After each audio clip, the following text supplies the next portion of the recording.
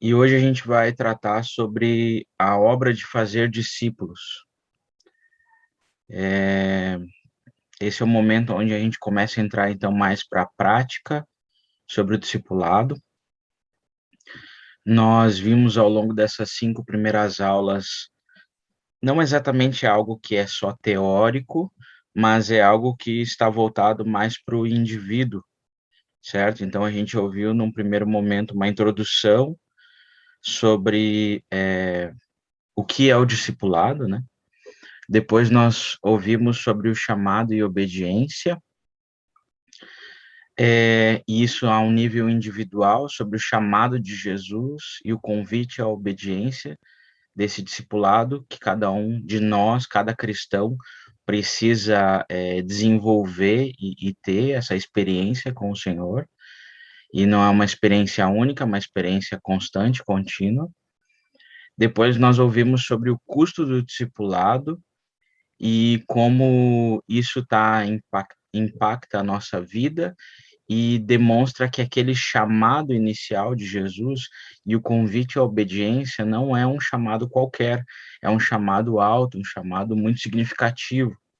Claro que quando a gente olha para a questão de custo, a gente tende a pensar que é algo pesado, mas estudando sobre o discipulado, nós entendemos que existe um custo para seguir o Senhor, mas também tem a ver com, sim, a gente render a nossa vida a Ele, mas para receber algo muito maior, muito mais lucrativo, muito mais precioso. Então, não é um custo pago sem receber algo em troca, não é entregar algo sem receber algo melhor. Então, isso precisa ficar muito claro, porque quando a gente vê o custo do discipulado, sempre a gente pensa no sentido negativo, mas ele também tem a ver com trocar a nossa vida para receber a vida do Senhor. Depois nós falamos e estudamos sobre a imitação de Cristo e como esse processo, então, de ouvir o chamado de Jesus, após isso, obedecer a esse chamado de forma simples e radical, né? Sem desculpas ou tentando colocar empecilhos ou situações, mas simplesmente obedecendo ao seu chamado e entendendo esse custo, que sim é pesado, mas quando a gente percebe, a gente está trocando algo bom por algo melhor. Então a gente entra na questão da imitação e tem a ver, sim, num primeiro momento, de seguir o exemplo de Jesus, mas não é simplesmente um exemplo moral, tem a ver com, na verdade, trocar uma vida por outra. E então, essa é a conexão do custo com a imitação. O custo é entregarmos a nossa vida, a gente entrega tudo, mas a gente recebe a vida dele. E quando recebemos a vida dele, podemos então viver essa vida de imitação à semelhança de Jesus. E essa vida vai nos levar também a viver uma vida de entrega e renúncia, uma vida de humildade, mansidão e sofrimento, como o próprio Cristo teve. Mas também nessa imitação, também temos o vislumbre de algo maior, de encontrar com o Senhor e ter as recompensas eternas. E, por fim, a gente ouviu sobre a contemplação como uma forma de sermos transformados, de sermos discípulos, o discipulado a partir da contemplação. Então, em certo sentido, também está conectado com a imitação, porque conforme vamos contemplando aquele que nos formou, que nos chamou e que está nos convidando a segui-lo, também vamos sendo transformados à sua semelhança. Então, foi aonde paramos e tem tudo a ver com esse discipulado pessoal, individual. Por mais que a gente falou que agora vai ser algo mais prático, tudo que nós falamos era prático, e é prático no sentido do indivíduo, daquilo que Cristo vem falar e vem nos chamar e nos convidar e transformar cada um de nós. Então, só para que isso fique claro, para que não pareça que a gente ficou 5 aulas falando sobre teorias e fórmulas e questões abstratas. Não, a gente falou sobre um chamado prático de Jesus para a vida de cada um de nós. Cada cristão, ele precisa ser um discípulo. Basicamente, poderia se dizer que não existe como ser cristão sem ser discípulo. Infelizmente, nós fomos criados num meio onde se poderia ter essa classe dentro da igreja, onde nós tínhamos o grupo, aquele que serve mais, e esse grupo é o grupo dos discípulos, e aquele pessoal que frequenta reuniões, aquele pessoal que frequenta cultos e fica sentadinho lá só para receber, só para consumir o culto, só para consumir o que o pastor tem a oferecer, o que os obreiros, o que os ministros de louvor, ou, em geral, a igreja como um todo. Esse pessoal, então, é chamado de multidão, muitas vezes, né? Como aqueles que iam atrás de Jesus para receber curas. Então, quando a gente olha para as escrituras, para como a igreja deve ser formada e como ela era formada, nós não encontramos essa divisão. A multidão é aquele povo que vem e vai e ouve de Jesus e é abençoado por Jesus, mas não é aquele que anda aos passos de Jesus. Então, a igreja ela é formada de discípulos, não de discípulos mais multidão. Então, isso também é muito importante a gente ter muito claro. Então, por isso que eu reforço. Se você não assistiu às aulas, assista todas as aulas, porque elas não são teorias vazias. Nós estamos falando de algo que cada cristão precisa passar. São etapas e processos que cada cristão precisa ter na sua vida, e alguns deles não são um único evento, né? É óbvio que o chamado de Jesus é um chamado inicial, mas é um convite para a obediência que ela é constante. O custo do discipulado a gente vai medindo dia após dia. E o ponto é que a nossa salvação ela é confirmada se nós perseverarmos até o fim. Então, nós precisamos estar diante desse custo e lembrando dele constantemente, que vale a pena trocar toda a nossa vida para receber a vida do Senhor. Então, esse custo também ele é constante, ele é contínuo. E tanto o processo da imitação quanto o processo da contemplação é algo que é para a vida toda, até a volta de Cristo, ou até a nossa morte, né, individual. Então, os tópicos dessa aula, a gente dividiu ela em 4 tópicos. O primeiro é ser discípulo, fazer discípulos. O segundo, voltado para o próximo. Terceiro, modelo bíblico, trabalho e luta. E o quarto, a obra de fazer discípulos. Então, parte, digamos assim, final. Então, vamos seguir. Ser discípulos, fazer discípulos. Algo que Jesus disse para os primeiros discípulos que ele chama, lá em Mateus 4,19, ele fala a seguinte frase, né? E disse-lhes, vinde a mim, e eu vos farei pescadores de homens. No primeiro momento que Jesus já chama esses homens, ali ele vai chamar, num primeiro momento, Simão, Pedro, né? Depois Tiago e seu irmão. Então, nesse primeiro momento, os primeiros 4 discípulos, eles são pescadores. Mas é óbvio que Jesus não está trabalhando com a ideia de simplesmente eles seguirem um trabalho que eles fizeram antes com seu pai. A questão toda está no ponto de que Jesus estava os arrancando daquela vida que eles estavam, ele estava pescando eles da vida que eles estavam vivendo. E a partir disso, então, Jesus promete que no momento que eles seguem os seus passos, ele também os faria viver a mesma vida que ele mesmo, Jesus, estava vivendo. Então, o chamado dele é: vinde a mim e vos farei pescadores de homens. Então, no início desse chamado de Jesus, ele já coloca a ideia de que aquele que é chamado a ser discípulo, ele deve fazer discípulos, ele deve multiplicar esse discipulado. Então, o ser discípulo, para que a gente possa fazer discípulos, ele exige então, para seguir Jesus, a gente precisa crer nele. Então, seguir exige crer. Então, esse ser discípulo, para que a gente possa fazer discípulos, então o primeiro ponto que a gente precisa para segui-lo é crer nele. Então, seguir a Jesus de forma simples é crer nele. É impossível seguir Jesus enquanto se desconsidera, desacredita e descrê em sua palavra. Então, o David Platt, ele diz da seguinte forma: tornar-se e ser um discípulo de Jesus envolve muito mais que mera crença intelectual nele, mas certamente também não envolve menos que isso. Então, essa crença em Jesus, que tem a ver com confiar nele, tem a ver com ouvir a palavra dele, tem a ver com confiar nessa palavra, tem muito a ver, sim, com o nosso coração, mas também com a nossa mente. Como a frase diz, ser discípulo de Jesus, seguir Jesus, não é só uma crença intelectual, mas com certeza não é menos do que isso. Então, o primeiro ponto para que a gente seja um discípulo e seguir Jesus, a gente precisa então crer e conhecer essa mensagem, o evangelho, a mensagem de Jesus. Então, para que nós possamos crer nela.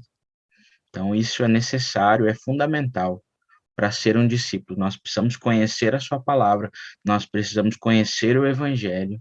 Então, essa mensagem precisa ser a confiança que estabelece no nosso coração, a confiança que se firma na nossa mente também, no nosso intelecto. O segundo ponto para que sejamos discípulos e a partir disso possamos fazer discípulos, nós precisamos crer, como a gente falou no primeiro momento, crer em Jesus, crer na sua palavra e também crer no poder da ressurreição. A autoridade das palavras de Jesus está entrelaçado com a realidade e a contemporaneidade da sua ressurreição. Em outras palavras, a ressurreição de Jesus, ela foi verdadeira, é um fato histórico, mas também ele é real para nós hoje. Então, David Platt, ele fala o seguinte: se Jesus realmente ressuscitou dos mortos, se ele conquistou a morte, então não podemos simplesmente aceitar o que Jesus disse. Precisamos orientar tudo em nossa vida a partir das palavras de Jesus. Então, perceba, nós começamos a falar que para seguir Jesus nós precisamos crer nele, crer na sua palavra, crer de forma assim intelectual, conhecer a palavra, o evangelho. Vai tocar o nosso coração, é óbvio, nós vamos chegar nisso. Toca as nossas afeições, não tem como não tocar. Mas, a partir disso, nós damos de cara com algo muito importante, que é a ressurreição de Cristo.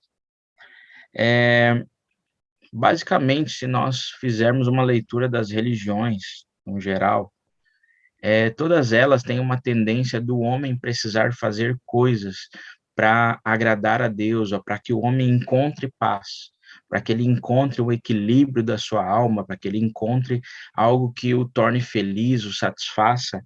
Mas lá no fundo, o homem busca paz, busca um sentido, um propósito para a sua vida. E basicamente, a única religião que vai trabalhar de uma forma diferente disso é o cristianismo, onde o próprio Deus ele vem ao encontro do homem. O próprio Deus vem ao encontro do homem para resolver o problema do homem, inclusive para que traga essa paz, esse sentido e propósito para o coração do homem.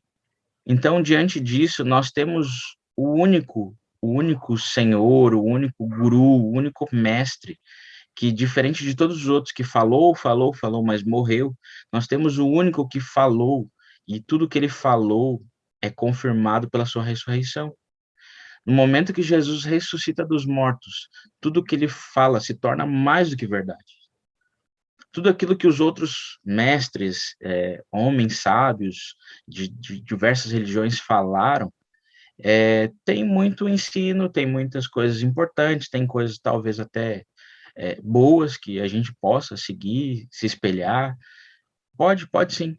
Mas no momento que aquilo que Jesus fala e ele ressuscita dos mortos, demonstra que ele é mais do que um guru, demonstra que ele é mais do que qualquer um ser humano qualquer. Ele, na verdade, é Deus, ele é o Filho de Deus. Logo, as suas palavras têm um grande peso. logo tudo aquilo que ele falou tem sentido. Então, isso deveria nos fazer olhar para suas palavras e olhar para aquilo que ele fala de forma diferente. Nós deveríamos, como diz a frase, voltarmos toda a nossa vida para aquilo que Jesus fala. Então, isso nós estamos falando sobre ser discípulos para fazer discípulos. Então, seguir precisa crer. Se crermos, precisamos crer na ressurreição. E talvez um dos pontos mais difíceis, porque nós vamos e voltamos, vamos para o culto, voltamos para a reunião, vamos na célula, vamos na igreja caseira, visitamos os irmãos, mas quando nós colocamos diante dessa pergunta, nós cremos que Jesus ressuscitou dos mortos e que ele está vivo, assentado do lado de Deus nos céus, se isso nos faz pensar, se isso nos faz refletir, se isso nos faz questionar, significa que o primeiro ponto, que para seguir ele nós precisamos crer, nós estamos com um problema. Por isso nós precisamos olhar para a ressurreição, e a ressurreição deve ser o ponto crucial para definir nós seguirmos Jesus, porque foi isso que norteou a vida dos apóstolos. A ressurreição de Jesus norteou a pregação apostólica. A ressurreição de Jesus norteou a ousadia dos apóstolos para serem missionários e irem em diversos lugares anunciar o evangelho, porque eles entenderam que aquilo que ele falou era verdade e ele estava acima de tudo, inclusive da morte. Então, esse é um ponto muito crucial. Se, para sermos discípulos e fazermos discípulos, nós precisamos crer, né? Então, seguir significa crer, precisamos crer. E crer, nós precisamos crer na sua ressurreição. Um segundo ponto que nós precisamos nos apegar é com relação a aquilo que Jesus falou sobre castigo eterno e recompensa eterna. Se as palavras de Jesus são verdadeiras e sua ressurreição confirma sua palavra e autoridade, significa que precisamos dar crédito ao que Jesus ensinou. E ele foi o que mais falou sobre o dia do Senhor, a eternidade, as recompensas e castigos eternos. Então, um verso aqui específico, mas Jesus falou muito sobre isso. Marcos 9, 47, 48 diz: se o teu olho te fizer tropeçar, joga-o fora, pois é melhor entrares no reino de Deus com um olho só do que tendo dois olhos, ser lançado no inferno, onde o verme não morre e o fogo não se apaga. Então, nesse verso, Jesus fala duas questões sobre entrar no reino, ou receber as recompensas eternas, e também sobre um castigo eterno. E ele fala sobre a definição de uma vida hoje, a partir das suas palavras, que definem qual rumo nós vamos tomar. Aquilo que nós definimos hoje, aquilo que nós escolhemos hoje, aquilo que nós decidimos seguir hoje, define o nosso destino eterno. Então, é o que Jesus está dizendo. Vale a pena você perder nessa vida para que você entre no reino de Deus. Porque se você optar em não perder a sua vida hoje, você vai receber um castigo eterno. E as boas novas se concretizam no fato de que Jesus está alertando isso. Se Deus não nos alertar sobre essas coisas, nós poderíamos dizer que Deus é injusto. Mas o fato de Deus declarar isso e nos dar a oportunidade de, então, ouvirmos o seu chamado e obedecê-lo e segui-lo, significa que isso são boas novas. Então, seguir Jesus precisa crer na sua ressurreição e crer naquilo que ele ensinou. E Jesus falou sobre o seu dia, o dia do Senhor, sobre a eternidade e sobre as recompensas e castigos eternos. Precisamos ter isso em mente se somos seus discípulos. Mais do que ter isso em mente, precisamos moldar a nossa vida a partir da sua ressurreição e do dia do Senhor. Quarto ponto. Crer exige proclamação. Seguir Jesus requer crer nele, e crer em Jesus leva a proclamá-lo. Se o que Jesus fala é verdade, então nós seguimos ele, nós cremos nele, nós vamos crer na sua ressurreição. Também nós vamos crer na sua palavra sobre o dia do Senhor, sobre o dia do juízo, também o dia da recompensa. Tudo isso vai estar na nossa mente, no nosso coração. E nós vamos moldar a nossa vida a partir da ressurreição e a partir do dia do Senhor. Mas existe um fator além disso, sobre ser discípulo. Se o que Jesus falou é verdade, e se nossa vida é moldada a partir da ressurreição e do dia do Senhor, nós precisamos proclamar isso. Esse é o ponto que significa se somos discípulos, nós vamos proclamar isso. Por quê? Porque se nós entendemos que isso é uma boa notícia para que ninguém se perca, nós não queremos que os nossos queridos, os nossos amados se percam. Mas mais do que isso, Jesus nos fala sobre anunciar para todos, para todo o nosso próximo, para os nossos colegas de trabalho, para os nossos vizinhos, para os nossos colegas de faculdade, para a pessoa da rua que talvez eu nunca vou ver outra vez. Ela é digna de ouvir essa mensagem. Então, esse é o ponto sobre ser discípulo. Se somos discípulos, nós cremos na palavra de Jesus. E as palavras de Jesus estão firmadas sobre a sua ressurreição, e o que ele falou era sobre o dia do Senhor, o dia do juízo, do acerto de contas e o dia da recompensa eterna. Então, se isso queima no nosso coração como discípulos, isso nos leva a proclamar ele. Então, tem uma frase aqui que diz assim: transformar Jesus em nosso Salvador particular é a maldição desses dias, pois revela um grande problema, a falta de fé em Jesus e em suas palavras, que nos leva a não acreditar na realidade, severidade e grandiosidade do dia do Senhor. E por conta disso, não estamos alertando aqueles que estão à nossa volta. Então, o fato de transformarmos Jesus nesse Salvador particular, que é só meu, que é só para as minhas necessidades, que é só para os meus problemas, porque cada um tem a sua verdade, cada um tem os seus problemas, cada um tem as suas questões. Quando transformamos Jesus nesse bibelozinho, nesse ídolo particular, todo o peso daquilo que ele falou, ensinou e viveu se perde. Então, nós precisamos correr desse conceito de transformar Jesus no meu Deus particular. Ele não é um Deus particular. Ele é o Senhor do universo. Ele é o Senhor de toda a criação, o Senhor de céus e terra. E Deus amou o mundo de tal maneira para que viessem a crer no seu Filho. E entregou o seu Filho por causa disso. Então, Jesus não é um Salvador particular. Sim, Jesus ele é pessoal. E ele tem uma relação pessoal com cada discípulo. Isso é claro. E é o chamado também. Nós não podemos viver sobre a pessoalidade e o relacionamento de outros. Cada discípulo precisa ter o seu relacionamento com Jesus. Mas Jesus, ele não vem salvar um indivíduo, ele vem salvar a igreja. Ele vem salvar o seu povo. E ele convida o seu povo e conclama o seu povo para proclamá-lo. Então, de modo algum, Jesus pode ser um senhor ou um salvador particular, um ídolo do lar, o ídolo da casa, o ídolo da família. De modo nenhum. Então, esses são os pontos iniciais para que nós possamos começar a pensar sobre a obra de fazer discípulos. Precisamos ser discípulos. E esses fundamentos precisam estar postos no nosso coração e na nossa mente. Seguir Jesus começa com crer. Precisamos crer na sua ressurreição e precisamos crer nas suas palavras, dar crédito ao que ele falou. E ele falou sobre o seu dia. E por isso, então, se isso é verdade e a ressurreição dele comprova, precisamos anunciar que esse dia está chegando. A partir disso, então, nós começamos a ser voltados para o próximo. Voltado para o próximo. A partir do chamado de Jesus, existe o envio de Jesus. Então, aqui a gente precisa entender o seguinte: como eu disse, nós falamos aí da aula 1 à aula 5 sobre todo o processo e tudo aquilo que envolve o discipulado pessoal. Mas no momento que Jesus nos chama e somos seus discípulos, existe um envio dele. Então, o envio de Jesus é o que nos leva a nos voltar ao próximo.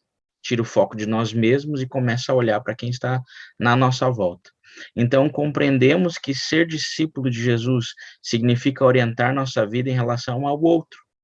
O primeiro outro se direciona para Jesus. O segundo outro é direcionado para o próximo. Então, no momento que somos chamados, nós já tiramos o foco de nós mesmos. No momento que Jesus nos chama, nós tiramos o olhar para nós mesmos e começamos a olhar para Ele. Ele é esse outro, então, para o qual nós olhamos. Mas então, a partir disso, Ele nos envia, e então, esse próximo, esse outro, é aqueles que estão à nossa volta. No momento que Jesus nos chama, nós tiramos os olhos de nós. Nós começamos a olhar para Ele e para aqueles que estão à nossa volta. E foi exatamente o que Jesus ele fez, porque ele veio trabalhar em prol pelo bem-estar de outros. Eu sei que talvez essas palavras, bem-estar, pode parecer uma outra coisa, mas no final, se entendermos que Jesus, por causa da sua morte na cruz e ressurreição, ele veio nos livrar da ira vindoura, sim, isso é um grande bem-estar. Isso é um grande sinal de esperança. Então, Mateus 10:45 diz: Pois o próprio Filho do Homem não veio para ser servido, mas para servir e para dar a vida em resgate de muitos. Existem muitos outros textos onde Jesus vai nos dizer que nós somos chamados a segui-lo, a fazer o que ele fez. Então, existe um fato aqui, no próprio contexto de Mateus 10, onde Jesus envia os seus discípulos a pregar, é exatamente isso que ele quer ensinar para eles. Ele quer ensinar que, assim como ele veio, como ele se despiu, como ele deixou a sua glória e veio ser esse missionário a nós, proclamando o amor de Deus, a graça de Deus, as boas novas de Deus. Da mesma forma, ele nos encaminha e nos envia. Então, ele nos chama a servir e não ser servidos. Então, esse é um processo que nós começamos, então, a nos voltar para o próximo. Então, uma vida dedicada a fazer discípulos é uma vida voltada ao próximo, que atua no poder de Deus para anunciar Cristo e levar as pessoas a serem maduras nele. Então, aqui nessa frase existem muitos pontos que a gente pode ressaltar. Então, fala sobre uma vida dedicada a Cristo. Então, no momento que somos chamados, nos dedicamos, nos entregamos a Ele. Quando nos entregamos a Ele, Ele nos envia para fazer outros discípulos, para seguir os mesmos passos que nós estamos seguindo. Então, é uma vida totalmente voltada para o outro e não para nós. Mas existe um fator crucial aqui. É uma vida que atua no poder de Deus. É uma vida que atua no poder do Espírito. O mesmo Espírito que ressuscitou Jesus é o mesmo Espírito que vem sobre a igreja e capacita a igreja para que ela proclame Jesus, para que ela anuncie Jesus, para que ela se volte ao próximo. Porque por causa do pecado nós somos totalmente voltados para nós mesmos. Mas é o poder do Espírito, o Espírito de Cristo, ele vem nos fazer nos voltar para o outro, se importar com o outro. E existe algo muito poderoso que ele diz aqui: levar as pessoas a serem maduras em Jesus. Esse é o propósito.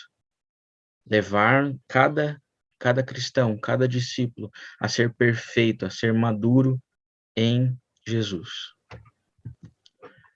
Algo que a gente já falou aqui, mas é muito importante a gente ter em mente, é que a forma bíblica para descrever o discipulado e como se deve desenvolver é um modelo de relacionamento entre pais e filhos. Isso está lá em Deuteronômio 6, versos 6 e 7,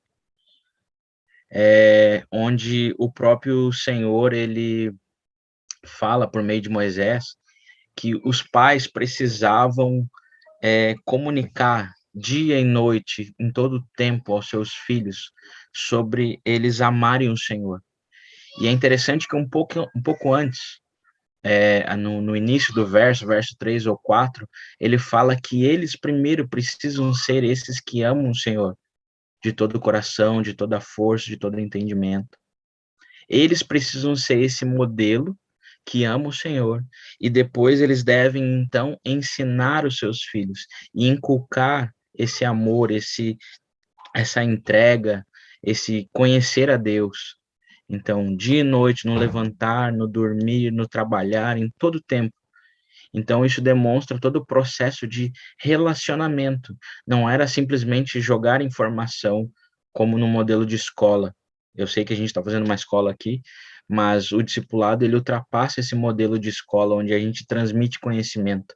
Ele fala sobre um relacionamento de alguém que está vivendo essa vida com Deus e que comunica ao outro para que viva também. Então, esse é o modelo que se tem de discipulado, pais e filhos. O discipulado ocorre através da transmissão de conhecimento por meio do relacionamento constante. Então, é isso que a gente precisa também ter essa ideia. Então, não é simplesmente se voltar para o outro e jogar um monte de informação, mas é um relacionamento que precisa ser desenvolvido. Jesus, ele é o maior exemplo de discipulador das Escrituras. E ele não fez de outra forma do que isso que a gente vê no Velho Testamento.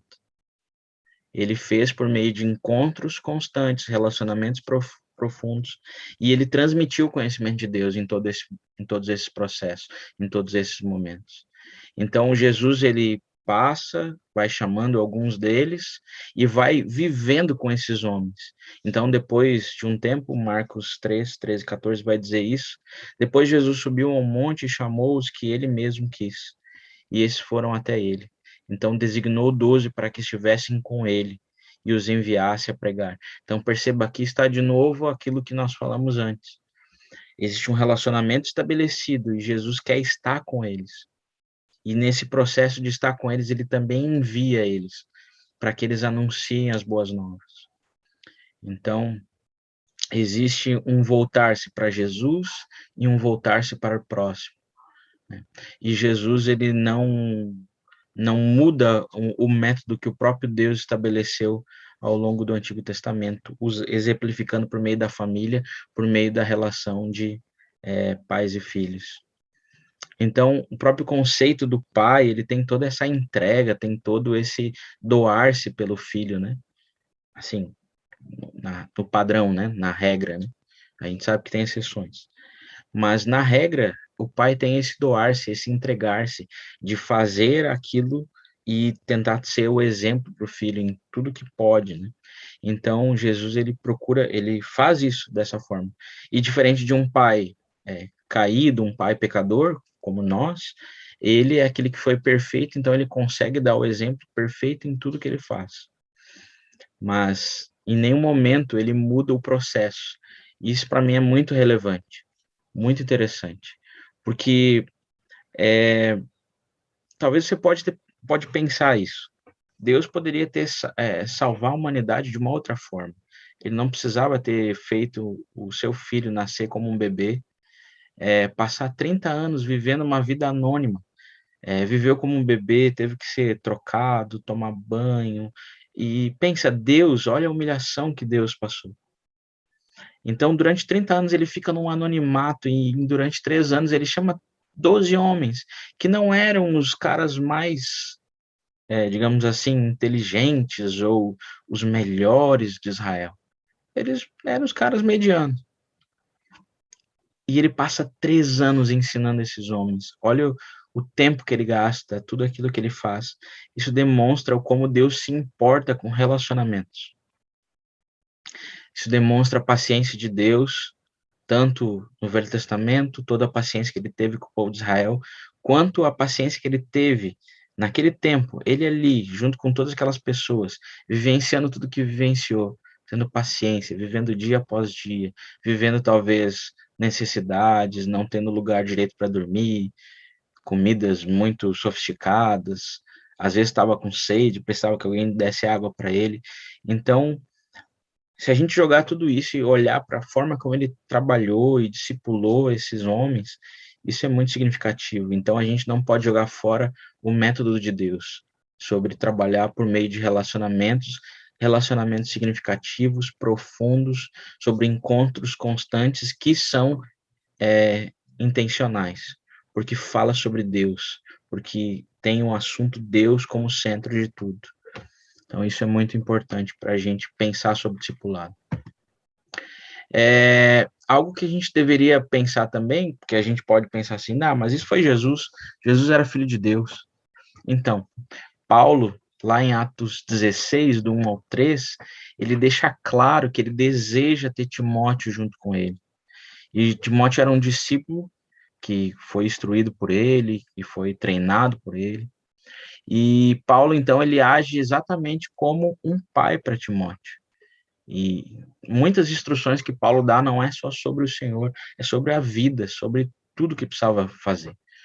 Então, isso demonstra que esse legado de discipulado, de relação, ele permanece, ele não fica só com Cristo ou só no Velho Testamento, ele permanece. Então, e mais do que isso, Paulo ele traz uma instrução que ela serve exatamente para nós hoje. Ele fala para que Timóteo siga as instruções que ele deu.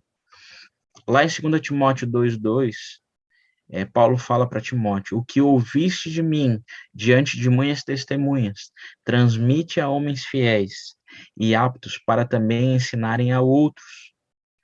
Paulo pede então para Timóteo formar novos discípulos, e esses discípulos iriam multiplicar a mensagem, formando ainda outros discípulos. Se a gente fizer aqui o cálculo entre as gerações, é como se Paulo teria bisnetos, né? Porque Timóteo é o seu filho, os homens fiéis que é falado ali são os netos de Paulo, e esses outros que esses homens fiéis pregariam seriam seus bisnetos. Então, Paulo está pensando sim numa sucessão, numa herança, numa continuidade. Então, nós precisamos ter isso em mente. O discipulado ele não para numa geração, ele tem continuidade. E é isso que fez nós chegarmos aqui hoje. Alguém pregou o evangelho para nós, e esse alguém ouviu de outro, e assim nós vamos chegando até a era apostólica. Nós precisamos olhar de forma criteriosa, de forma graciosa para o próximo. Nós precisamos olhar para o lado. Nós precisamos tirar os olhos de nós mesmos. Aqui nós vamos para a segunda parte, então, o modelo bíblico. Trabalho e luta. É difícil você achar um ícone com trabalho e luta que não caia num partido dos trabalhadores. Então, vamos ficar com as mãozinhas, né? Quero começar com um verso lá de Colossenses, capítulo 1, verso 28 e 29. Paulo diz assim aos Colossenses: a ele anunciamos, aconselhando e ensinando todo homem com toda a sabedoria, para que apresentemos todo homem perfeito em Cristo. Para isso eu trabalho, lutando de acordo com a sua eficácia, que atua poderosamente em mim. Então, esse modelo de discipulado, que como nós vimos tem a ver com a relação de pais e filhos, a semelhança, ele é um modelo que ele tem muito trabalho e ele tem muita luta, assim como na criação de filhos. Ou se tem trabalho para criar filhos, e olha que o meu é bem pequeno. E tem muita luta, tem muita adversidade, tem muitas questões que fogem da nossa jurisdição, daquilo que nós temos poder. Então, vamos tentar ir um pouco adiante sobre esse verso. Paulo nos diz que para fazer discípulos ele trabalha arduamente e luta contra as adversidades. Para fazermos discípulos precisamos seguir esse modelo, da mesma forma que para criar e educar filhos. É desta forma que se recebe e exerce poder espiritual, doando-se e entregando-se pelo próximo, por aquele que está sendo formado à imagem de Cristo. Então perceba, no processo, nesse trabalho de doar-se, de entregar-se, nesse desenvolvimento de relacionamento, é que a autoridade ela cresce. É assim que um pai ou uma mãe recebem autoridade diante de seus filhos, por meio desse serviço que eles vão prestando, desse cuidado que eles vão fazendo, trabalhando arduamente. Isso conecta o coração dos pais com os filhos. E da mesma forma é o processo do discipulado. A autoridade espiritual, o poder espiritual, ele não vai vir por meio de declarações ou de algo de fora que alguém determinou. Vem simplesmente por esse doar-se. É isso que fazia muitas das igrejas, né, que Paulo tinha seu apostolado e também os próprios apóstolos no seu momento de pastoreio, era essa vivência e entrega que eles tinham, totalmente dedicados, totalmente entregues como pais para aqueles filhos. Então, isso levava aos filhos a reconhecer a autoridade. Paulo nos diz que para fazermos discípulos, ele trabalha arduamente e luta contra as adversidades. Essa parte que está repetida. E desta forma que se recebe e exerce poder espiritual, também está repetida. O caminho para o poder espiritual não é o êxtase, mas a entrega para servir, a agonia para que Cristo seja formado no próximo. Então, aqui, essa continuidade sobre a questão do poder espiritual, o caminho do poder espiritual. Muitas vezes nós temos a tendência, nesse tempo que a gente vive, sempre a busca do prazer, a busca de algo que seja bom para nós, mas tanto aquilo que Cristo desenvolveu, tanto aquilo que Cristo fez, como no próprio exemplo de Paulo, a gente percebe que não estava muito preocupado com a questão da alegria ou da satisfação, mas da própria entrega, da dor, da própria agonia de servir e de para que Cristo fosse formado. É muitas vezes isso que acontece com pais, quando eles sofrem, muitas vezes deixam de fazer coisas para si próprios, para que possam fazer para os seus filhos. Talvez coisas que eles não tiveram, eles procuram dar aos seus filhos. Então, visando algo para que seus filhos vão a um lugar superior, vão a um lugar melhor. Então, a gente percebe isso claramente nas falas de Paulo em muitos momentos, onde ele deseja, muito mais do que a ele próprio, que Cristo seja formado nos irmãos. Ele fala que para ele, talvez, morrer seria muito melhor, mas em determinado momento ele entende que ele continuar presente em vida, servindo os irmãos, seria muito mais proveitoso, porque muitos outros seriam formados e conformados à imagem de Jesus. Então, isso é muito significativo também.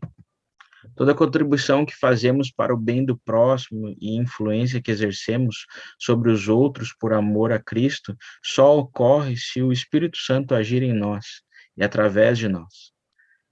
Saber que Deus atua em nós e trabalha através de nós nos ajuda a combater o orgulho de achar que somos nós que estamos fazendo acontecer e combate o medo que podemos vir a ter em achar o trabalho mal direcionado ou fútil e assim como temer perder as coisas pessoais. Então, a gente precisa lembrar lá do verso, né, que ele falou aqui. Deixa eu voltar. A ele anunciamos, aconselhando e ensinando todo homem com toda a sabedoria, para que apresentemos todo homem perfeito em Cristo. Para isso eu trabalho, lutando de acordo com a sua eficácia, que atua poderosamente em mim. Paulo sabe que o anunciar dele e o apresentar dele e o trabalho que ele tem, a luta que ele tem, tudo tem a ver com o poder que atua nele.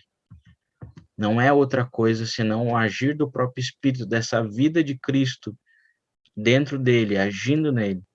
Porque isso nos faz, então, combater duas coisas. Uma, achar que nós somos a bolachinha mais recheada do pacote, que nós somos aqueles que são o diferencial. Quando nós vamos no culto, quando nós vamos no evangelismo, quando nós dizemos certas palavras, então as coisas acontecem.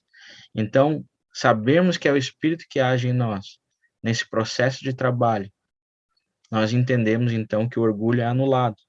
Mas também quando nós não vemos as coisas acontecer, os resultados virem, as muitas conversões acontecer, esse mesmo Espírito nos lembra de que é Ele que está fazendo e não nós.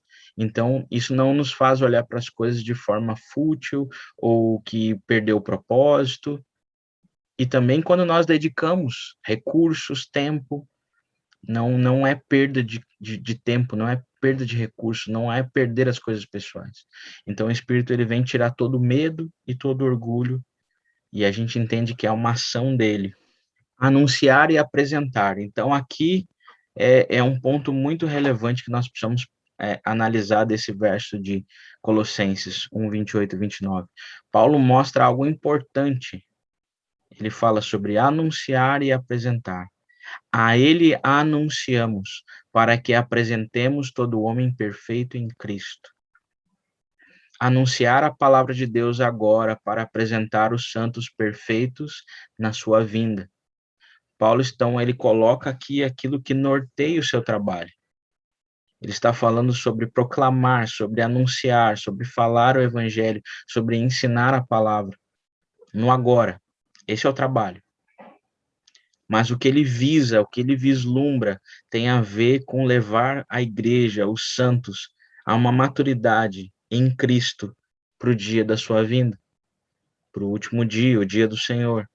Então é isso que está na mente de Paulo. Existe um trabalho que é feito agora, olhando para o dia do Senhor. Assim sabemos como Paulo trabalha e luta. Então, ele trabalha e luta anunciando a Cristo. Assim como o motivo de trabalhar e lutar, que é apresentar os homens perfeitos no dia do Senhor. Então, o motivo pelo que Paulo trabalha, o seu porquê, é apresentar os homens maduros no dia do Senhor. E a forma como ele trabalha e luta é anunciando a Cristo. Ele anuncia a Cristo, o evangelho, através de aconselhar, advertir e ensinar com toda a sabedoria. Advertir a afastar da perdição e ensinar a seguir as riquezas da sabedoria do evangelho. Então, esse anúncio dele tem a ver, então, com dois pontos, sobre advertir e ensinar. Advertir a abandonar o caminho da perdição e ensinar que eles devem seguir por meio do evangelho a receber todas as riquezas que existem em Cristo. Então, perceba, quando a gente fala sobre seguir o Senhor, e principalmente como comunicar, seguir, para que outros sigam o Senhor, tem a ver com mostrar essa realidade que muitas vezes não é vislumbrada, sobre o dia do Senhor, e sobre como nós podemos receber as riquezas de Cristo hoje, e muito mais na eternidade. Se nós perdemos de vista, nós não tivermos em mente esse motivo que tem a ver com sermos apresentados como homens e mulheres maduros diante do Senhor e apresentarmos outros homens e mulheres maduros no dia do Senhor, o trabalho de anunciar Cristo perde o propósito. Então, nós precisamos ter isso em mente. Então, a força que nos dá para trabalhar e lutar, para formar pessoas, para anunciar a homens e mulheres, passa por ter o dia do Senhor em mente e passar a eles sobre isso, sobre advertir contra todo tipo de perdição, o caminho largo, né? E ensinar sobre o caminho estreito, sobre seguir as riquezas e a sabedoria de Cristo e o Evangelho. Mark Dever, ele vai dizer uma frase, a seguinte: o trabalho de fazer discípulos ocorre aqui e agora, mas tem os olhos fixados no dia do Senhor, na sua vinda. Então, é isso que norteava a vida de Paulo, e é isso que norteava aquilo que o próprio Jesus anunciou. E é isso que precisa estar nos nossos corações. É um trabalho urgente, mas de longo prazo. É preciso ter a paciência de um agricultor ou de um investidor e não esperar retornos rápidos. Nós precisamos saber que existe um processo de crescimento, um processo de ter lucro, como de um investidor. Ele não espera receber o dinheiro como nessas pirâmides aí de criptomoedas que a galera bota 1.000 e vai receber 5.000 em um mês. Não, o investidor ele tem os olhos para 20, 30, 40 anos e entende que é um crescimento às vezes demorado, assim como o agricultor que planta espera todo o processo do cultivo, né? Então, da mesma forma, e que muitas vezes é o que Jesus dá de exemplo sobre o reino de Deus e a proclamação do evangelho, né? Sobre investimentos e sobre agricultura, né? São duas coisas que Jesus usava muito. Paulo, então, ele tipifica esse estilo de vida que está voltado para o próximo. Então, isso é algo que a gente precisa ter em mente. Ele é esse que não tem um olhar de resultado imediato, mas um olhar voltado para o próximo, que trabalha e luta, olhando para o dia do Senhor e olhando para todo esse processo de longo prazo, não olhando para os resultados imediatos. Podemos dizer que a vida de Paulo era cruciforme, e essa é uma palavra que é muito importante, que nós deveríamos de anotar, que nós deveríamos de pensar sobre ela. Uma vida cruciforme, ela é moldada no padrão da cruz.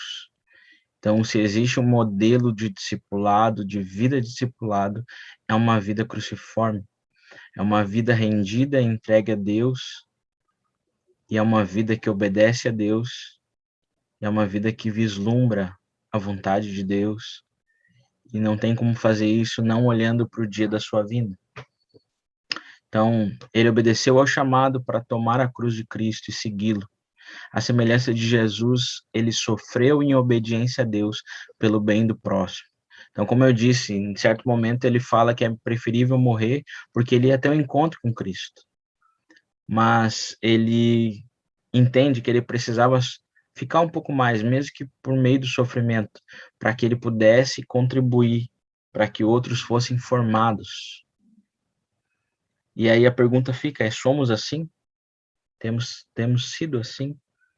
Então, algo que a gente precisa cuidar é não inverter a ordem. No processo, quando a gente é uma comunidade fechada ou que não é muito adepta para o discipulado ou para o evangelismo, a gente tem uma tendência como ser humano sair do 8 para o 80, né? Então, isso significa que se a gente nunca faz nada, a gente vai querer, então, a partir do outro dia, se tornar a igreja mais evangelística e mais discipuladora do mundo. O problema é que a gente está tratando com seres humanos e pessoas e homens, mulheres caídos, que talvez vão ouvir a mensagem e não vão responder a ela. Não vão responder talvez da forma que nós imaginaríamos, inclusive dentro da igreja. E aí mora um grande perigo. Quando nós invertemos a ordem de começar a amar as pessoas acima de amar o Senhor. E é isso que estava muito claro no coração de Paulo. Paulo era totalmente entregue a Jesus. Jesus era tudo para ele. E por causa de Jesus ser tudo para ele, é que ele se entregava e se doava pela igreja, pelos irmãos, pela aqueles que estavam perdidos. Então, no momento que nós invertemos a ordem, no momento que nós começamos a olhar mais para o outro, para o perdido, para o próximo, mais do que o Senhor, nós vamos nos frustrar e nós vamos entrar num buraco. Então, nós não podemos inverter essa ordem no meio do trabalho e da luta. Nós temos que ter algo que está fixado em nós. Nós amamos primeiro a Deus, depois ao próximo. Nosso objetivo é apresentar a igreja a Ele, e por Ele que fazemos tudo. Isso que estava no coração de Paulo. Era Deus acima de tudo, que fazia ele, então, se entregar para a igreja, para que ele pudesse apresentar a igreja ao próprio Deus. O objetivo dele não era só apresentar uma igreja madura, mas era apresentar uma igreja madura para Deus. Apresentar irmãos maduros para Deus. E é isso que precisa ficar claro no processo de trabalhar. Porque senão o trabalho e a luta, esse modelo de fazer discípulos, se torna um fim em si mesmo, quando que o processo todo está sempre voltado para o Senhor. É porque ele nos amou primeiro que nós o amamos. Então nós o amamos e depois amamos o próximo. Isso, nosso objetivo então é apresentar nós e a igreja para ele de forma madura. E é por ele que nós fizemos tudo. Discipular é a única maneira pela qual posso evangelizar não cristãos e preparar cristãos numa dimensão temporal na qual jamais poderei estar presente. O futuro além da minha vida. Essa é uma frase do Mark Dever. Vou repetir ela. Tá com alguns erros de português, mas depois a gente ajusta aí os slides. Discipular é a única maneira pela qual posso evangelizar não cristãos e preparar cristãos numa dimensão temporal na qual jamais poderei estar presente, o futuro além da minha vida. Então significa que no processo de vivência no processo que eu estou vivendo a minha vida, eu vou proclamando o evangelho, e vou vivendo esse evangelho, e vou servindo os irmãos, e o próximo, e os perdidos, e eu não vou ver os resultados imediatos. Mas pode ser que eu morra, e eu vá para o céu com o Senhor. E alguém que ouviu a mensagem que eu preguei há 5 anos, antes da minha morte, e passa seu tempo, ele vem a se converter pelaquela semente que foi plantada quando eu preguei. Então, não temos como mensurar os resultados desse trabalho, mas precisamos fazê-lo com afinco. Tem uma outra frase que eu achei demais, que ele diz o seguinte: discipular outras pessoas agora é como deixar bombas relógio da graça. O processo de discipularmos e pregarmos o evangelho para os perdidos e para os irmãos da igreja, nós prepararmos pessoas que vão ser usadas por Deus para tocar outras pessoas. É como deixar minas num campo de batalha.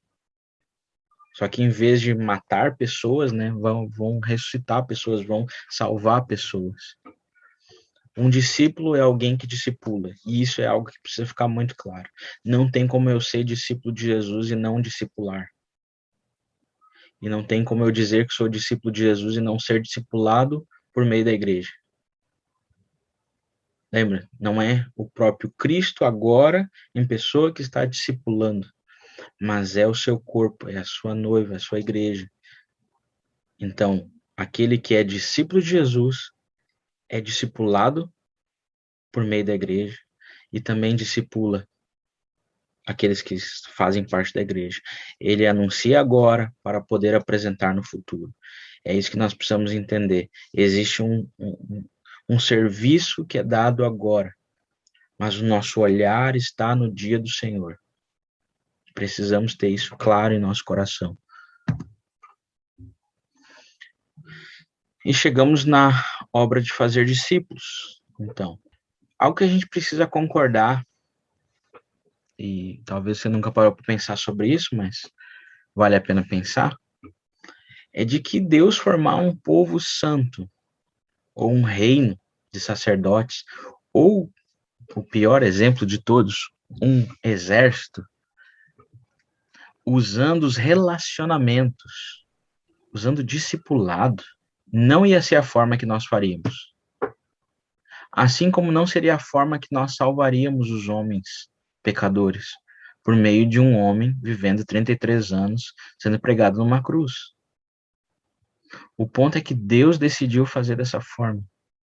A forma que Deus estabeleceu para formar um povo santo, um reino sacerdotal, um exército, o exército de Jesus, é por meio de relacionamentos de aliança, por meio do discipulado, por meio da proclamação do evangelho de forma ordinária, de forma cotidiana.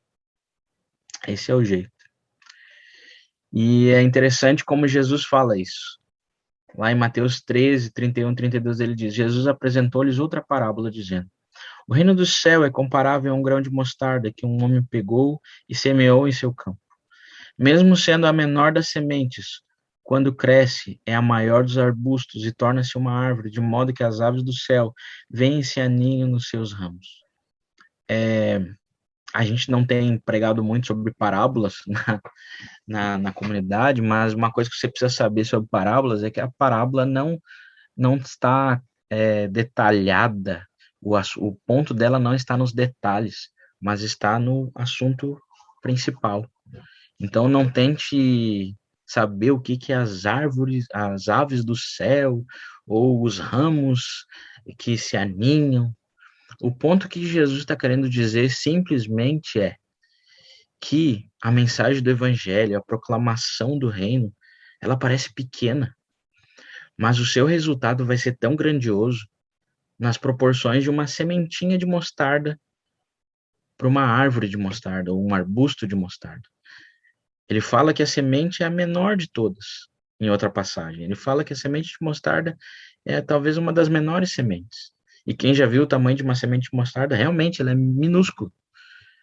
E você pensar na proporção dela virar um arbusto, talvez quase uma árvore, Isso é gigantesco. Ela está falando, vai multiplicar e vai ser um crescimento exponencial.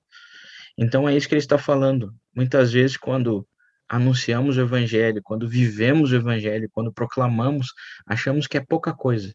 Mas essa pouca coisa que nós achamos, Deus pode usar e alastrar isso de tamanha forma que pode fazer crescer, assim como fez com um homem morto numa cruz e 12 homens, 11, né, que seguiram seus passos.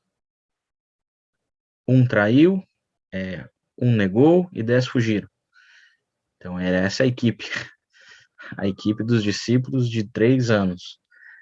Então, mas ainda assim, por esse agir do Espírito, levou a que essa pequena semente se tornasse essa grande árvore chamada cristianismo. Então agora a gente chega nos pontos muito mais que práticos. Eu entendo que tudo aquilo que eu falei até agora é prático. Mas talvez você pergunte, tá, mas como fazer? Como exatamente fazer? Então aqui entram alguns desses pontos. O primeiro ponto sobre a obra de fazer discípulos é tomar a iniciativa. Cada filho de Deus, cada homem e mulher que anda com o Senhor, que é discípulo de Jesus, ele deve tomar a iniciativa. E não tem desculpa para ninguém. Ah, é o pastor, é o bispo, é o diácono. Não, todos, todos, todos devem tomar a iniciativa. Discipular envolve tomar a iniciativa. Não se pode ser passivo. Não se pode ser crente secreto. 007. Não pode discipular o mundo todo. É preciso escolher uma pessoa. Por quê? Porque você precisa encaixar a agenda. Então, essa ideia que sai evangelizando e discipulando todo mundo, isso aí não dá certo. Você precisa ter uma pessoa no foco. Essa uma pessoa, o qual vai se vincular, onde vai estabelecer relacionamento, onde as agendas vão acontecer, onde elas vão se encaixar. O terceiro ponto nesse tomar a iniciativa é o foco não é quem necessita de ajuda, mas quem reconhece que precisa de ajuda e está disposto a recebê-la. Não há tempo para rebeldes, não há tempo para pessoas rebeldes. Então, nós tomamos a iniciativa como discípulos de Jesus. Nós não somos passivos, mas nós não saímos atirando para vários cantos. Nós focamos em algumas pessoas ou em uma pessoa para que as agendas se encaixem, para que haja relacionamento. E aí, o ponto é, não basta que a pessoa entenda que ela tem necessidade ou que eu perceba que ela tem necessidade. Ela primeiro precisa reconhecer que precisa de ajuda. E num segundo momento ela tem que estar disposta a recebê-la. Então, não basta eu ver, ela tem que saber que ela precisa de ajuda e ela precisa estar disposta a receber. Se a pessoa não quer, se a pessoa não aceita, bom, vai para o próximo. Não tem como ficarmos gastando tempo com rebeldes ou com aqueles que não estão afim. Podemos continuar orando por eles, isso é óbvio. Discipular no Evangelho não significa ter todas as respostas ou ser a pessoa perfeita. Se trata de uma relação horizontal. Existe uma frase muito usada que se diz assim: é um mendigo que contou ao outro onde encontrar pão. Então, nós precisamos entender que essa relação é uma relação horizontal, não é uma relação de um supermestre com seu senhor. O nosso mestre é Jesus. No processo do discipulado da igreja, nós estamos falando de irmãos mais velhos com irmãos mais novos. Então, óbvio que precisa haver o respeito, precisa haver o cuidado uns com os outros, mas nós não estamos falando de uma pessoa perfeita. Estamos falando de alguém que, inclusive, mesmo sendo discipulador, pode confessar o seu pecado para o seu discípulo, porque ele é também um discípulo de Jesus e precisa andar na luz. Então, isso precisa acontecer de forma clara. Então, como eu disse, é um mendigo que conta a outro onde encontrou pão. Finalizando sobre tomar a iniciativa, ainda assim, é você é o discipulador que toma a iniciativa para que o tempo seja intencionalmente usado para conduzir num relacionamento com Cristo. Porque se não há essa intencionalidade, se não há essa tomada de iniciativa, e principalmente o foco em Deus, como eu disse, lembra? Encontros constantes, relacionamentos profundos, mas com o objetivo do conhecimento de Deus. Era assim que Jesus trabalhava. Então, não é só encontros, não é só relacionamentos, mas são encontros constantes, relacionamentos profundos para se ter o conhecimento de Deus. Então, o foco é o nosso relacionamento com Cristo. O foco é como estamos andando com Jesus e como ele tem sido nosso Senhor e como ele tem impactado as nossas vidas. Por isso que precisa dessa iniciativa, precisa dessa intencionalidade. Um outro processo da obra de fazer discípulos é entender que existe o processo fora da igreja e dentro da igreja. O primeiro passo de fazer discípulos pode significar começar uma amizade com um não cristão. E aqui talvez é o nosso grande problema.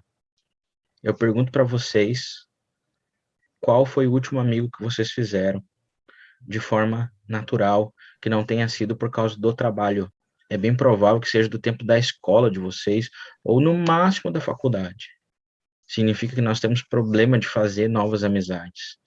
Quando Jesus estava se relacionando com todo mundo, e depois que os discípulos são despertados pelo Espírito Santo, eles também fazem isso. Então, existe um chamado para nós começarmos a olharmos para o próximo, olharmos para fora, olharmos para o lado. Isso significa olharmos para aqueles que estão à nossa volta em todos os lugares que nós vamos, ou onde moramos, onde trabalhamos, sim, onde estudamos. Então, o primeiro passo de fazer discípulos é bem provável que vai começar sobre nós voltarmos a aprender, fazermos amizades. E perceba, não é fazer amizade com segundas intenções. Não é fazer amizade só visando pregar o evangelho pro cara na tua igreja. Não, não é isso. Mas é fazer amizade com aquela pessoa que tu vê sempre, e porque tu tá vendo ela sempre, tu entende que tu precisa anunciar aquilo que tu tem de mais importante. Voltando lá para o princípio, aquilo que falamos, se seguimos de Jesus e cremos nele, se a ressurreição é verdade, se o que ele falou é verdade sobre o juízo eterno, sobre as recompensas eternas, então nós precisamos proclamá-lo. E isso passa por a gente começar a olhar para as pessoas que estão à nossa volta e estão se perdendo. Se elas não conhecem o Senhor, elas estão se perdendo. Então, sim, nós temos que fazer a amizade, e nosso foco é, no meio dessa amizade, nós compartilharmos o que temos de mais importante. Não significa exatamente que o cara vá congregar na nossa comunidade, mas mais do que isso tem a ver com ele conhecer a Jesus e ser salvo. Segundo ponto, para essa pessoa, né? Você explica o evangelho e o chama ao arrependimento e fé. Então, o processo de se tornar amigo e estar com a pessoa e depois compartilhar o evangelho com ela como algo de maior valor para você, é você mesmo falar sobre arrependimento e fé. Você mesmo falar sobre o evangelho. Não é você convidar para ir num culto. Não que seja errado, mas nós precisamos tomar esse passo e parar de terceirizar esse processo. Quando achamos que de forma mágica vamos convidar alguém, levar no culto e lá ele vai ouvir a pregação e ele vai converter. Não, nós precisamos ter essa questão com nós mesmos. Nós precisamos tomar a iniciativa e nós precisamos, por meio dessa amizade, anunciar o evangelho para que essa pessoa venha se arrepender e crer. Se ele se arrepender e crer, deverá ser batizado e tornar-se membro de uma igreja local. Como eu disse, não necessariamente da sua comunidade, da nossa comunidade, mas ele precisa. Isso faz parte. Não existe como ele crer em Jesus e ficar desigrejado. Não existe como ele dizer que se arrependeu e creu e não ser batizado. Não, existe um processo aí que precisa ser seguido. Ele precisa se arrepender, crer, ser batizado e ser membro de uma comunidade. Não tem como não fazer parte disso. Se algo disso faltar, temos um problema. Aí começa o ponto a partir por lado de dentro. Quando estamos inseridos numa igreja local, continuamos a ser discipulados pelo Evangelho, por meio do ensino e das ordenanças, de forma individual e coletiva. Então, Não significa que nós pregamos o evangelho só para os de fora. O evangelho continua sendo fundamento para os de dentro. A igreja é discipulada por meio do evangelho constantemente, porque como nós vimos, o evangelho fala sobre a cruz, mas fala sobre o dia do Senhor. Fala sobre a morte do Senhor, sua ressurreição, mas também sobre o dia da sua vinda. Então, nesse espaço de tempo, nós precisamos viver a vida cristã de forma como discípulos. Totalmente, como eu disse antes, na vida de Paulo, uma vida cruciforme, olhando para o dia do Senhor. Então, nós vivemos uma vida cruciforme e apocalíptica. Esse é o ponto que deveríamos ter em nossos corações. Uma vida que vive a semelhança do Cristo crucificado, do Cristo que morreu na cruz e obedeceu ao Pai, mas que tem totalmente seus olhos voltados para o dia do Senhor, para o dia da vinda do seu reino. E isso vai acontecer na vida da igreja, no funcionamento da igreja, por meio da pregação, do ensino, das ordenanças, da ceia do Senhor, do tempo de comunhão, tudo isso vai acontecendo. Discipular não é somente nas reuniões, discipular é a semana toda. Conversas, visitas, oração, quando fazemos atividades juntos, fora das reuniões e procuramos estar nos estimulando mutuamente ao amor e à santidade. Então, isso tira o foco só dos pastores e líderes, mas é o foco onde todos nós estamos preocupados em discipular e cuidar uns dos outros, para que sejamos levados à maturidade, como Paulo falou, anunciando o evangelho, anunciando a palavra, para que sejamos apresentados maduros a Cristo. Então, formas de discipular dentro da igreja, e aqui eu coloquei ali entre parênteses 2 ou 3, é algo que a gente está começando a implementar na comunidade. Eu queria, se você é da comunidade Corandeu, eu queria te incentivar a isso, a você procurar 2 ou 3 pessoas, preferencialmente, ou melhor, preferencialmente não, obrigatoriamente, do mesmo sexo. Então meninas procurem meninas, meninos procurem meninos, e para que nós venhamos a estabelecer essa cultura de discipulado, essa cultura de pastoreio mútuo, ok? Então, tudo aquilo que eu vou falar agora não tem a ver com o serviço e o trabalho do pastor, apesar do pastor fazer boa parte desse processo, ou todos esses processos, mas tem a ver com essa vivência do corpo de Cristo, a vivência mútua entre os irmãos. E uma forma prática de fazermos isso é com esses 2 ou 3. Então, já existem alguns irmãos que estão começando a praticar isso. Alguns só têm 2, outros já têm o 3, mas nós precisamos juntar irmãos para que nós possamos viver essa vida de discipulado com o Senhor. Então, o primeiro ponto é sobre ensinar. E aqui está claramente sobre a gente estudar a Bíblia juntos, a gente conversar sobre aquilo que a gente leu da leitura bíblica, assim como ler bons livros e a gente falar sobre boas literaturas que nos apontem para o Senhor, que nos apontem para essa vida de entrega, de discipulado ao Senhor, essa vida de igreja, vida saudável de igreja.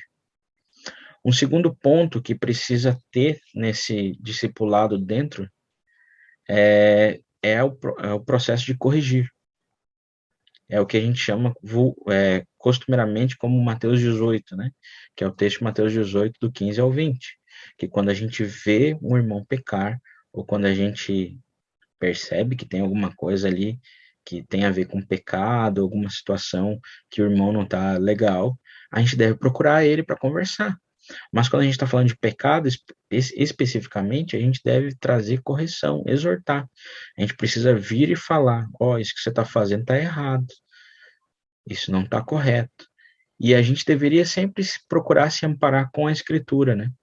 Se a pessoa se ela teve uma atitude errada, a gente deveria se amparar com a Escritura. Por isso que o ensinar a Bíblia, ele está em primeiro, para que a nossa correção venha de uma forma bíblica.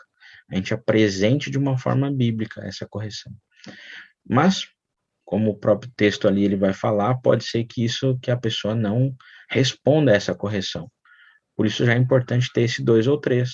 Um ambiente mais seguro, um ambiente onde já tem mais um cuidado uns com os outros, onde se pode, então, chamar essa terceira pessoa para perceber o que está acontecendo. Como a gente tem falado algumas vezes, esse processo de correção, às vezes o olhar da pessoa que viu o erro no outro pode ter sido um equivocado, e talvez ela não tenha errado, talvez a pessoa julgou mal. Então, o processo de, como fala ali em Mateus 18, de haver testemunhas, tem o processo tanto de perceber se aquele que está sendo chamado à correção está com o coração duro e não está respondendo com arrependimento, quanto se aquele que está levantando o julgamento, ele não está levantando de forma equivocada. Então, ele serve para as duas questões. E o ponto é que se somos discípulos de Jesus e amamos o Senhor e somos parte dessa igreja, vivemos esse relacionamento de aliança, o nosso processo é que o evangelho é nosso fundamento e o arrependimento e fé precisa ser constante em nós. Então, por isso que a importância da correção. Nós não podemos empurrar pecado para debaixo do tapete, nós não podemos viver uma vida fora da luz, nós precisamos ter uma vida na luz. E isso precisa acontecer de forma orgânica, de forma entre a vida dos irmãos. Não só na pregação de domingo, não só numa reunião caseira ou célula, alguma coisa assim. Não precisa acontecer constantemente. O terceiro, servir de modelo na obediência. Então, a gente vai ver Paulo lá em 1 Coríntios 11, quando ele diz, sede meus imitadores, né? Hebreus 13, 7 vai falar para olhar para os líderes, né, os presbíteros, e ver o exemplo deles, para seguir o exemplo deles. Então, num processo que a gente está discipulando dentro da igreja, nós também temos que ter a responsabilidade de se tornar modelos de obediência. Nós precisamos servir de modelo de obediência, para que nós possamos convidar os outros irmãos a seguir esse modelo. Um quarto ponto aqui é o amor recíproco. É algo que a gente vai encontrar muito nas escrituras, sobre uns aos outros, né? Então, nós precisamos vivenciar esse uns aos outros, estimular uns aos outros, como fala Hebreus 10, né? A prática das boas obras, ao amor ao Senhor, a não perder de vista o dia do Senhor, a carregar os fardos uns dos outros, orar uns pelos outros, e assim por diante. Existem muitos versículos que vai falar sobre essa entrega recíproca, esse cuidado uns com os outros. Então, nós precisamos ter isso muito forte dentro de nós, para que haja esse discipulado, esse 2 ou 3 dentro da comunidade. Um quinto ponto é a humildade. Nós precisamos reconhecer que se tornar discípulos de Jesus e se tornar discípulo de Jesus a outras pessoas na igreja é um processo de humilhação. Porque o mundo vai nos dizer totalmente o contrário, vai nos dizer que cada um faz o que quiser da sua vida, eu não tenho que prestar conta para ninguém, eu não tenho que fazer nada disso, tô nem aí, tudo mais. E o chamado nosso é totalmente contrário, é se despir diante do outro, é se render diante do outro, e esse processo de humildade, ele obviamente tem a ver primeiro ao Senhor, mas ele também vai se expressar quando nós reconhecemos o outro, quando nós aceitamos ser discipulados pelo outro, mas também existe uma humildade para discipular também outras pessoas, porque a gente vai precisar dessa humildade, dessa mansidão, dessa paciência, quando o outro não aceita, quando o outro demora para entender, quando o outro é devagar, quando o outro não responde corretamente. E é isso que vai nos moldando, essa humildade que nos molda, conforme vamos fazendo discípulos e vamos discipulando outras pessoas, vamos percebendo a paciência que aqueles que nos discipularam tiveram conosco. Então, nosso coração vai sendo tomado dessa humildade, dessa mansidão como Jesus.